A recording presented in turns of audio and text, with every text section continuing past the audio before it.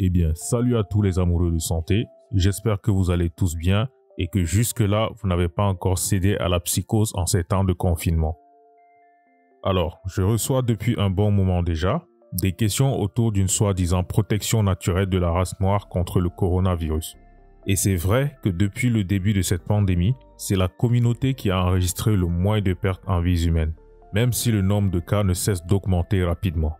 En tout cas, concernant notre chère Afrique, le premier décès a été enregistré le 19 mars 2020 et aujourd'hui, le nombre de morts atteint une dizaine, sans toutefois compter les pertes de nos expatriés africains. Alors, je vous dis tout sur cette soi-disant protection dans cette vidéo. Abonnez-vous à la chaîne, activez la cloche de notification pour ceux qui ne le sont pas encore, ça me donne de la force.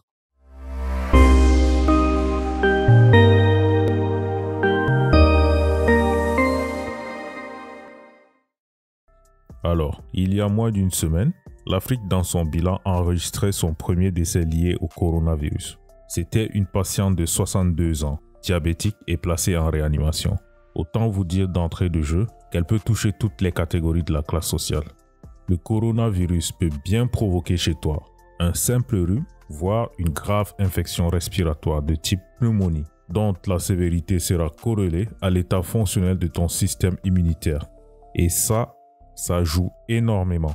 En tout cas, retiens bien ce terme de système immunitaire. J'y reviendrai. Alors, si t'en doutes encore, sache que comme pour beaucoup de maladies infectieuses, les personnes présentant des maladies chroniques préexistantes sont les plus susceptibles de développer les formes sévères, de même qu'une personne âgée et immunodéprimée. Et c'est d'ailleurs pour cette raison que le coronavirus tue plus de sujets âgés que le sujet jeune, qui sera plus immunocompétent. En gros, si tu es bien portant et en santé apparente, c'est grâce à ton système immunitaire. Eh bien, il faut comprendre que le corps possède un ensemble de défenses constitué d'organes et de cellules. C'est comme, disons, des soldats et leurs divisions tenant une position sur un front de bataille. C'est ça le système immunitaire. Il est là pour neutraliser ou détruire tous les agents pathogènes. Alors, la question est posée parce que de plus en plus, certains pensent à tort ou à raison que le coronavirus causera moins de dégâts en Afrique noire, en termes de mortalité, que dans le reste du monde en raison d'une soi-disant résistance naturelle des Noirs aux maladies. Il est très tôt pour le dire parce que jusqu'à présent, nous avons bénéficié d'un taux d'importation faible du virus en comparaison avec les pays européens, du fait de la faible densité des transports aériens. Et c'est pour cela que pour le moment, les mortalités sont encore faibles. Toutefois, pour revenir au problème d'immunité, des études menées par des chercheurs montrent qu'il y avait des variances raciales. Ils ont collecté des cellules sanguines de 80 Américains et 95 Euro-Américains, dont ils ont isolé les macrophages, des cellules qui participent à la toute première réponse du système immunitaire. Le macrophage en temps normal, qu'est-ce qu'il fait? Il induit une inflammation et tente de tuer les agents pathogènes lorsque l'organisme est envahi. Alors, sur cette base, les chercheurs ont ensuite infecté ces macrophages avec des bactéries et ont observé que la réponse de ces macrophages variait en fonction de l'origine ethnique. Et globalement, les macrophages des individus d'origine africaine arrivaient à tuer et à phagocyter les bactéries plus rapidement, soit 3 fois plus vigoureusement que ne le font ceux des individus d'origine européenne. Eh bien, il faut comprendre que ces différences observées émanent de l'effet de la sélection naturelle sur les populations humaines qui sont sorties de l'Afrique. Tu le sais comme moi, l'Afrique c'est le berceau de l'humanité.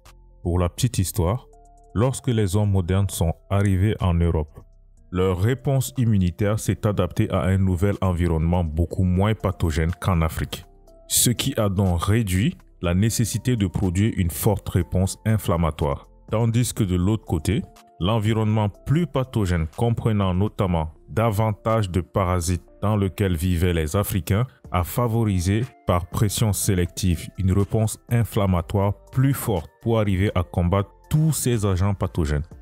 Il faut donc comprendre que cette divergence pourrait aujourd'hui être associée aux différences observées dans la réponse immunitaire et dans la prédisposition aux maladies infectieuses, inflammatoires et auto-immunes. C'est d'ailleurs ce petit détail qui explique pourquoi certaines populations sont plus sensibles à certaines maladies ou pas.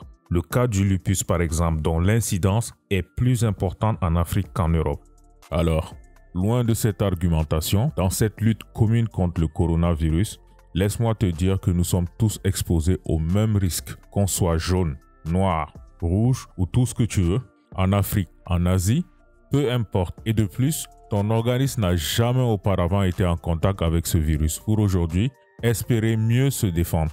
Si la Chine, avec ses 1,5 milliard d'habitants, a pu sortir haut la main de ce cauchemar, c'est grâce à un confinement strict. Certains ont parlé de dictature, il s'agit de discipline. Et la discipline est nécessaire pour cette crise. Et comme nous le savons tous, chez nous en Afrique, la discipline est la chose la moins appliquée.